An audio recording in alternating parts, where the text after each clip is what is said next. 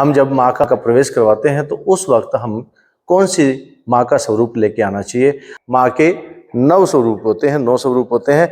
इन्हें नव दुर्गा बोलते हैं और नवरात्रे भी बोलते हैं। इसलिए माँ का ये स्वरूप तो बहुत जरूरी है। इस स्वरूप को आपको लेके आना चाहिए और इस स्वरूप को आपको विराजमान भी कराना चाहिए। इसमें 3 पिंडियां भी होती हैं।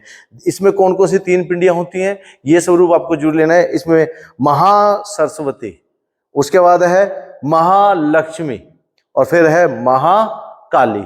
ये 3 शक्तियां ही हैं जो सृष्टि की संरचना करती हैं, सृष्टि का संचालन करती हैं, सृष्टि का पालनहार करती हैं। तो के लिए ये स्वरूप आपको लेके आना चाहिए और इनको विराजमान करा देना चाहिए इस प्रकार से।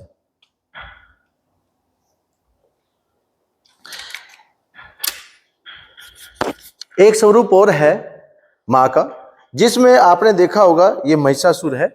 महिषासुर, और महिषासुर को मां ने अपने त्रिशूल से उसकी छाती को वर्धनी, जैसे महिषासुर वर्धनी के नाम से बोलते हैं, मार दिया था।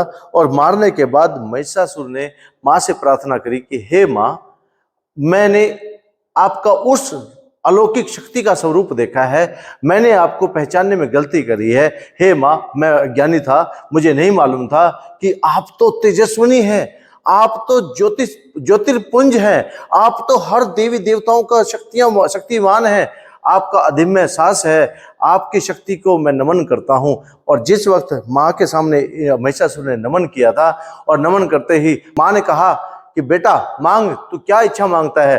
तो महिषासुर ने कहा कि मां, मेरी एक ही इच्छा है कि जब भी कभी कोई भी नवरात्रों में पूजा करे तो मेरी तस्वीर उसमें जरूर होनी चाहिए। तो मां ने कहा तथास्तु। इसी प्रकार जब भी नवरात्रों की पूजा होती है, महिषासुर की फोटो जरूर लगानी चाहिए। माँ की, इसे महिषासुर वर्धनी के नाम से जाना जाता है। और आपने देखा होगा, जब आप दुर्गा सप्तशती पढ़ते हैं वहां पे भी आपने महिषासुर का वध देखा है। तो इसी प्रकार से जो है, ये जो तस्वीर है, ये तस्वीर भी माँ के चरणों में अर्पण करनी चाहिए। जिस प्रकार से आप देखें, आप वैष्णो देवी में गए हैं, उस वैष्णो देवी के अंदर भी आपने देखा होगा, पहले वैष्णो देवी की पूजा की जाती है, फिर भैरव बाबा के दर्शन करने के ही वापस आया जाता है। इसी प्रकार से जब आप नवरात्रि की पूजा करते हैं तो माँ के स्वरूप के साथ साथ महिषासुर का स्वरूप भी साथ में होना चाहिए और ये स्वरूप भी आप साथ में विराजमान करवाएं। अगर आपको वीडियो पसंद आए तो ऐसी वीडियो को लाइक करें, शेयर करें, सब्सक्राइब करें। जय श्री राम।